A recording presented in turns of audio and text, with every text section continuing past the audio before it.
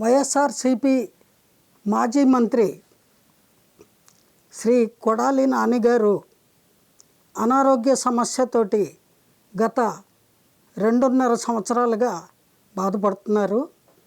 ఆయన గతంలో హైదరాబాద్లో ఏఐజీ హాస్పిటల్లోనూ అలాగే బసవతారకం క్యాన్సర్ హాస్పిటల్లోనూ వైద్యం చేయించుకున్న దాఖలాలు కూడా ఉన్నాయి గతంలో. నిన్న హైదరాబాద్లో ఆయన ఏఐజీ హాస్పిటల్లో ఛాతీలో నొప్పిగా ఉంది అని అడ్మిట్ అవ్వడం జరిగింది. అయితే ప్రస్తుతానికి వైద్య నిపుణుల పర్యవేక్షణలో ఆయనకి వైద్యం జరుగుతోంది. ప్రత్యేకించి ఏమీ బులెటిన్ విడుదల చేయలేదు వాళ్ళు. పరిస్థితి ఆందోళనకరంగా ఉంది అన్న మాట మాత్రము బయటకు వచ్చిన న్యూస్. ఏమైనా గుడివాడ నియోజకవర్గం నుంచి ఆయన మాజీ మంత్రిగా గతంలో పనిచేశారు వైఎస్ఆర్సీపీకి సంబంధించి. తర్వాత కూటమి ప్రభుత్వం వచ్చింది.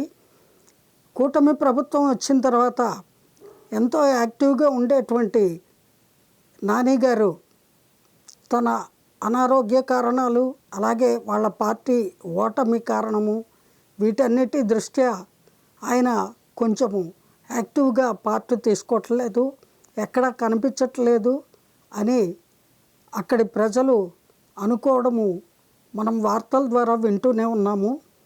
ఏదైతే ఏమి ప్రస్తుతానికి ఆయన హెల్త్ కండిషను క్రిటికల్గా ఉంది అనే వార్త న్యూస్లో మనకి తెలియవస్తోంది. ఆయన త్వరగా కోలుకోవాలి, సంపూర్ణ ఆరోగ్యంతో తిరిగి రావాలి అని ఆయన అభిమానులందరూ కూడా ఆకాంక్షిస్తున్నారు.